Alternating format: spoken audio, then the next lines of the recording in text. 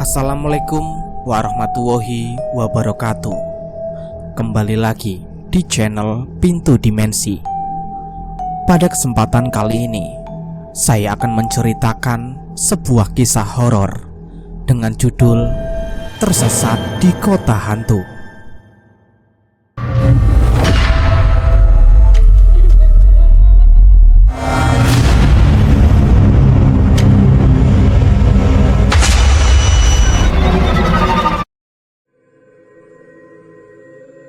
Aku dan Virgo akhirnya menyerah. Kami sudah tidak kuat menahan rasa kantuk. Asri, kita istirahat sebentar ya. Aku ngantuk banget. Virgo juga bilang begitu setelah menghentikan mobil di pinggir jalan di dekat sebuah gapura yang ukurannya cukup besar. Kelihatan seperti jalan masuk ke suatu permukiman atau malah kota kecil. Gapura ini sepertinya merupakan satu-satunya bangunan yang kami temukan di sepanjang beberapa puluh menit perjalanan sebelumnya. Aku sempat memperhatikan sebentar. Gapuranya berbentuk dua tembok tinggi, berwarna gelap, namun masih kelihatan jelas. Iya mas, gak apa-apa, istirahat saja dulu. Kurebahkan kursi supaya tidak terlalu tegak. Cari posisi enak untuk terlelap sejenak. Niatnya seperti itu. Tapi sebelum terlelap, sekilas aku melirik jam tangan yang menunjukkan angka 1 dini hari. Padahal seringkali lebih dari jam malam aku masih kuat berkendara. Tapi kali ini lelah dan ngantuknya itu tidak terkira. Sekali lagi aku menoleh ke kursi sebelah. Virgo malah sudah nyenyak. Sedangkan Asri, dia duduk tenang di belakang, sepertinya masih terjaga. Aku gak bisa melihatnya dengan jelas karena kabin dalam sangatlah gelap. Setelah semua itu, akhirnya aku pun terlelap.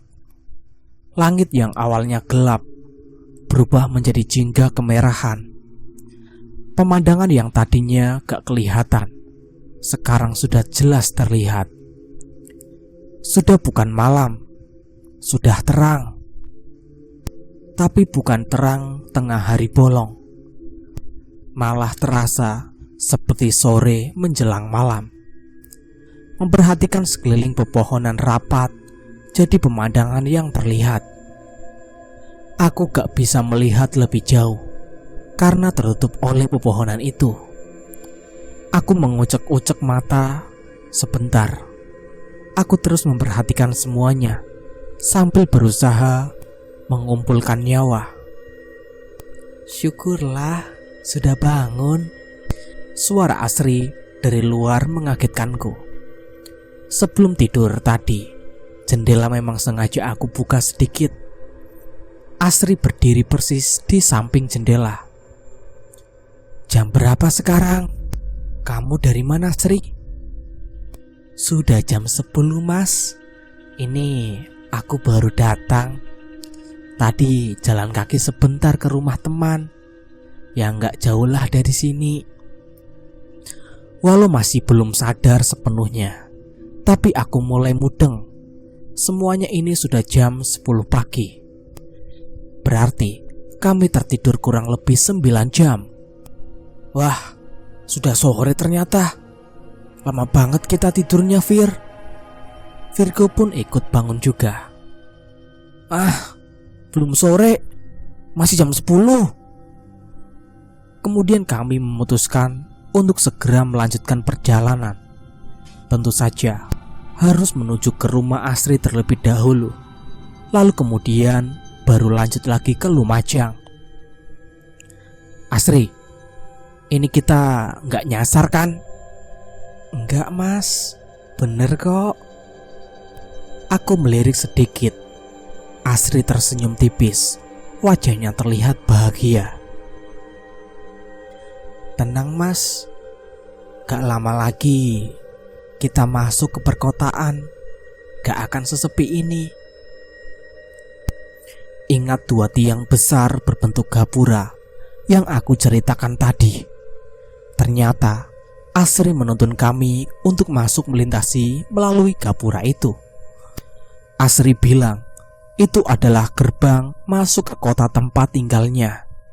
Memang agak aneh, tapi aku dan Virgo tetap saja mengikuti kemana jalan Asri tuju. Memang paling baru sekitar 5 menit waktu yang kami tempuh sejak lewat gapura tadi. Tapi tetap saja aku penasaran, karena jalan ini sama sekali belum pernah aku lalui sebelumnya. Ditambah suasana dan pemandangan yang agak berbeda dengan sisi jalan lintas Jawa pada umumnya. Jalan yang kami susuri itu bukan jalan besar, tapi jalan yang hanya cukup untuk 2 kendaraan kecil berpapasan. Tapi sangat bagus. Aspal hitam mulus sekali gak ada lubang. Langit masih jingga kemerahan. Sinarnya sama sekali gak menyilaukan, malah menyejukkan. Enak ya mas, udaranya. Asri bilang begitu tiba-tiba, membuyarkan lamunanku dan Virgo. Iya, ini namanya daerah apa ya Asri? Aku sama sekali belum pernah ke sini. Virgo menjawab sambil membetulkan posisi duduknya. Betul, enak banget. Apa dekat dengan gunung ya di sekitar sini? Aku bertanya begitu, karena sejak awal sama sekali tidak bisa melihat pemandangan. Gak bisa melihat apakah ada pegunungan di sekitar sini. Iya mas, memang begini.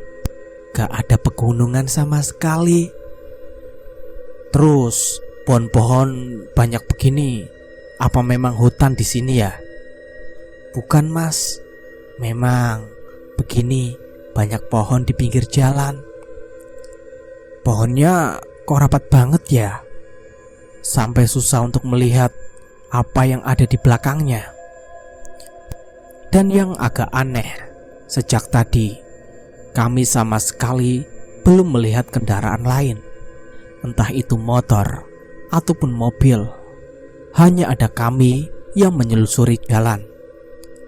Aku pikir karena mungkin masih pagi, atau bisa juga karena ini hari kerja, jadi gak terlalu banyak orang dan kendaraan yang lalu lalang. Sebentar lagi kita masuk ke perkotaan mas. Lagi-lagi Asri membuyarkan lamunanku. Syukurlah, akhirnya kita masuk ke perkotaan. Padahal belum lama perjalanan kami, paling baru sekitar 10 menit dari gapura tadi. Tapi perjalanan terasa lama. Terasa sudah seperti berjam-jam. Rasanya seperti itu. Jalan sejak awal hanya lurus, dan lurus saja, sama sekali gak ada belokan. Tapi akhirnya dari kejauhan aku melihat persimpangan ada 2 arah, jalan ke kanan dan ke kiri. Persimpangan yang di sekelilingnya masih sama dipenuhi dengan pepohonan yang rapat. Belok kanan mas. Asri seperti mengerti kebingunganku. Dia lalu mengarahkan untuk berbelok ke kanan. Kendaraan pun berbelok. Dari sini kelihatan di beberapa puluh meter di depan ada yang berbeda. Pemandangan tidak lagi didominasi oleh pepohonan, tetapi sudah kelihatan ada bangunannya. Langit masih sama, jingga kemerahan. Udara juga masih sejuk. Matahari belum juga kelihatan, hanya sinarnya saja yang masih menyebar hangat. Jalanan yang tadinya aspal hitam berubah menjadi jalan tanah kecoklatan. Tapi kelihatan dan terasa keras ketika roda mobil berputar menggelinding di atasnya. Terus saja maju lurus, Asri bilang begitu. Kendaraan berjalan pelan. Aku memang sengaja membuatnya seperti itu karena banyak alasan. Banyak pertanyaan di kepala ketika pemandangan pepohonan sudah berganti jadi bangunan rapat yang nyaris semuanya sambung menyambung menjadi satu. Sungguh indah kota ini, ditambah dengan sentuhan sinar jingga kemerahan dari langit yang masih terus setia menghiasi hari. Saking fokusnya memperhatikan keadaan sekitar, aku jadi lupa dengan waktu. Lalu aku melirik jam tangan. Hah? Sudah jam 3 sore? Kok cepet banget sih? Aku terkejut ketika sadar kalau ternyata sudah jam 3. Kenapa lu? Akhirnya Virgo bersuara. Ini beneran sudah jam 3? Ya bener lah, jam gue sudah jam 3 nih. Nih lihat. Virgo menunjukkan jam yang ada di tangannya. Dan ternyata memang benar, sudah jam 3 sore. Mas, terlalu asik menikmati pemandangan ya. Jadinya lupa waktu kan? Mungkin Asri benar. Aku dan Virgo bisa saja terlalu asik menikmati dan memperhatikan sekitar. Tapi seharusnya tidak selama itu. Taksiranku seharusnya kami berjalan sejak dari Gapura tidak lebih dari 1 jam. Harusnya sekarang masih kisaran jam 11 atau jam setengah 12. Memangnya biasa seperti ini ya Sri? Gak ada orang sama sekali. Sepi banget. Aku akhirnya bertanya kepada Sri perihal keanehan selanjutnya. Keanehan itu yang ada sejak sampai di kota kecil ini. Sama sekali gak ada orang yang lalu lalang. Kalau siang memang begini mas, seperti nanti menjelang sore, kemudian ke malam. Waktu itu pasti rame. Kenapa begitu? Apakah memang begini dari dulu ya? Iya mas, tapi gak juga itu ada orang kok. Aku bilang begitu ketika akhirnya melihat ada tanda-tanda kehidupan di salah satu bangunan berbentuk toko. Aku melihat ada pergerakan orang beraktivitas di dalamnya. Di dalam bangunan agak gelap, jadi yang aku lihat hanya berbentuk siluet. Sepertinya warga kota ini aktivitasnya di dalam ruangan, sama sekali gak ada yang bergerak di luar. Jadinya jalan kota sangatlah sepi. Nanti di depan belok kiri ya mas. Benar yang Asri bilang, tidak terlalu jauh di depan terlihat ada persimpangan ke kiri dan juga ke kanan. Aku ikuti saja arahan Asri. Selanjutnya, setelah berbelok, suasana tetap masih sama. Masih bangunan berjajar dengan desain yang klasik, yang berjajar rapat satu sama lain. Pemandangan sama persis. Jalan kembali lurus dengan pemandangan dan suasana yang sama. Akhirnya, kira-kira beberapa belas menit kemudian, aku melihat di kejauhan kalau bangunan yang berbaris ini akhirnya ada ujungnya. Itu sudah ujung kota ya Sri? Oh iya mas, rumahku memang di ujung itu, sebelah kiri jalan. Sekali lagi, aku melirik ke kaca spion. Pada saat itu, aku melihat kalau mata Asri berkaca-kaca, seperti menahan tangis, namun terlihat bahagia. Aku berpikir, mungkin karena Asri terharu bahagia, akhirnya bisa pulang sekian lama.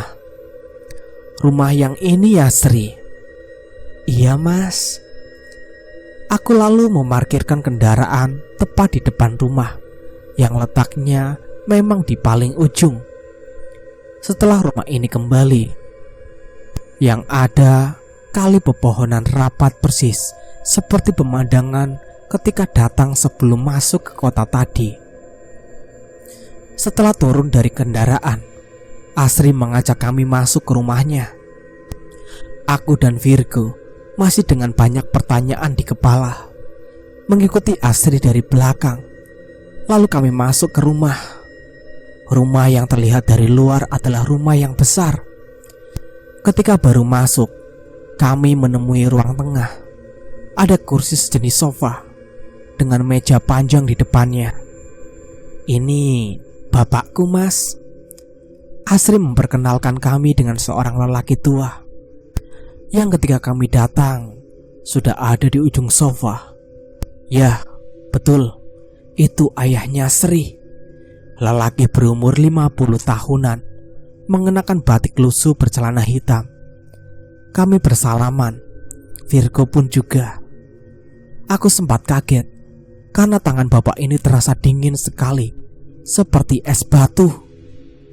Setelah itu, kami dipersilahkan duduk.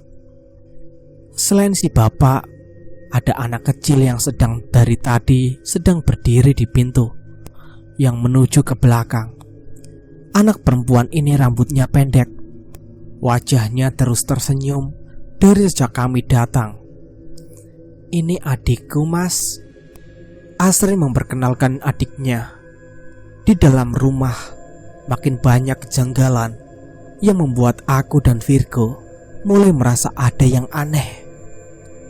Beberapa kali kami berpandangan ketika melihat atau merasa ada yang janggal. Contohnya, ada tangan Asri yang sedingin es tadi. Yang aneh berikutnya, Asri jadi sangat pendiam. Setiap aku dan Virgo bertanya, dia menjawab hanya dengan isyarat, entah mengangguk atau menggeleng. Ditambah ayah Asri yang sama sekali tidak berbicara, hanya tersenyum-senyum saja. Begitu juga dengan adik Asri, hanya berdiri di pintu sambil terus menatap dan tersenyum. Aku mulai merasa semakin yakin ada yang janggal ketika ayah Asri dengan menggunakan tangan memberikan isyarat seperti mempersilahkan kami untuk menikmati makanan di meja. Aku dan Virgo jelas kebingungan karena di meja tidak ada makanan dan minuman sama sekali. Setelah kami kebingungan, lalu arah pandangan kami tiba-tiba terbalik mendengar benda jatuh dari sekeliling rumah. Dan ternyata tidak ada siapa-siapa dan tidak ada benda jatuh. Aku dan Virgo mengira itu adalah tikus, dan ternyata tidak ada. Setelah aku membalikkan kepalaku dan melihat ke atas meja, ternyata di situ sudah ada beberapa piring. Dan yang mengejutkan, piring itu dipenuhi dengan belatung dan juga cacing yang sangat menjijikan. Lalu saat kami mengedipkan matanya, tiba-tiba belatung dan cacing itu hilang seketika. Virgo berbisik sekali sambil jarinya menunjukkan jam tangannya. Aku mengerti isyarat itu, lalu melirik ke jam tanganku sendiri. Ternyata sudah jam 6:30, dan aku membisikkan kepada Vero bahwa apa yang aku lihat tadi adalah yang sangat mengerikan. Sebuah cacing dan juga belatung yang sangat banyak. Dan aku juga heran, kenapa waktu berjalan sangat cepat. Kok bisa secepat itu? Perasaan baru sebentar kami di rumah ini, tapi kenapa tiba-tiba sudah malam? Aku dan Virgo lagi-lagi saling berpandangan. Ada yang tidak beres. Sementara Asri, ayahnya, serta adiknya tetap berada di tempatnya masing-masing. Ia mengerikan. Mereka semua terus tersenyum dengan ekspresi kosong. Siapa sebenarnya Asri ini? Itu pertanyaan yang ada di kepalaku. Masih sangat kebingungan. Aku melihat kalau Virgo tiba-tiba memandang keluar rumah melalui jendela ruang tengah yang sejak dari tadi memang dalam keadaan terbuka. Tentu saja aku langsung ikut melihat keluar. Cukup lama aku dan Virgo melihat dan memperhatikan keluar seperti terhipnotis, sampai ketika lamunan kami akhirnya terhenti ketika melihat ada sesuatu yang menyeramkan. Ayo kita pergi. Tempat apaan ini, Ver? Ayo kita pergi. Aku ikuti ajakan Virgo tanpa pikir panjang. Kami berdua langsung bergegas menuju kendaraan, tanpa sedikit pun memperdulikan Asri dan keluarganya. Tapi saat aku sampai di pintu, tiba-tiba Asri mengucapkan kalimat pendek. "Terima kasih ya, Mas." Begitulah kata Asri sambil tertawa. Aku mengabaikan menatapnya. Aku pun tidak berani terus berjalan cepat. Aku berjalan cepat menuju ke mobil, berniat untuk pergi keluar dari kota seram ini. Kenapa aku dan Virgo beberapa detik sebelumnya langsung kompak baru-baru keluar dari rumah? Itu karena kami melihat ada pemandangan yang menyeramkan. Di jalan kota banyak orang lalu lalang, tapi ada semacam sosok yang kelihatan sangat seram. Sebagian sosok itu berjalan seperti melayang, kakinya seperti tidak menyentuh tanah. Kami terpaku melihatnya. Beberapa detik kemudian, kami juga melihat kalau ayahnya Asri, laki-laki tanpa ada suara. Dia memberi isyarat dengan tangan seperti pamit hendak meninggalkan ruangan. Ternyata benar, beliau pergi meninggalkan ruangan tengah dan menuju ke belakang rumah. Yang mengerikan, ternyata beliau bergerak melayang, juga tidak berjalan seperti manusia normal. Pada detik itulah aku dan Virgo memutuskan untuk segera pergi. Setelah sudah sampai di mobil, aku langsung menyalakan mesin, memutar kendaraan menuju ke arah kami datang tadi. Kali ini aku mengendarai mobil agak cepat dan ugal-ugalan, ingin segera pergi jauh dari tempat itu. Lewat kaca spion, aku melihat dari kejauhan Asri melambaikan tangan ke arah kami. Meraba-raba aku menyusuri jalan kota seram ini. Sepanjang jalan ini pula kami melihat pemandangan seram. Banyak sosok lalu lalang berjalan bergerak melayang. Entah kota apa ini. Kota yang sangat megah dan juga sangat futuristik, namun terlihat angker. Beruntung aku tidak menemui kesulitan saat mencari jalan. Tidak lama kemudian kami sudah berada di luar kota ini. Sudah kembali menemui pepohonan rindang. "Lu mual gak sih? Pusing kepala gue." Aku juga merasakan hal yang sama. Tiba-tiba aku merasa gak enak badan, perut rasa mual, kepala pusing seperti berputar-putar, keringat dingin bercucuran. "Yuk, kita minggir dulu saja, Vir." "Aku mual nih." Aku bilang begitu pada Virgo karena sudah gak tahan lagi. Setelah mobil terparkir di pinggir jalan, aku merebahkan tubuh, kemudian tidak ingat apa-apa lagi. "Vero, ayo bangun." Suara Virgo membuatku terbangun. Aku terjaga, seperti baru sadar dari pingsan. Kepalaku masih pusing, bajuku basah oleh keringat, masih terasa mual juga. Suasana di luar masih gelap, sangatlah gelap. Aku lalu memperhatikan sekitar. Ternyata kami sudah berada kembali di tempat yang sama. Kembali parkir di dekat gapura besar yang Asri bilang merupakan gerbang masuk ke kota asal dia. "Jam berapa ini?" Jam 1:30, jawab si Virgo. Masih jam 1:30 dini hari. Ternyata hanya setengah jam yang lalu ketika aku, Virgo, dan Asri memutuskan istirahat sejenak. Ayo, kita cabut. Gila, serem banget tempat ini. Aku bilang begitu sambil menyalakan mesin mobil. Lalu Asri gimana? Di mana dia sekarang? Asri itu bukan manusia. Dia adalah demit. Apa? Bulu kuduku seketika merinding. Kemudian kami buru-buru pergi dari tempat itu, melanjutkan perjalanan menuju ke Lumajang. Jadi begini cerita awalnya.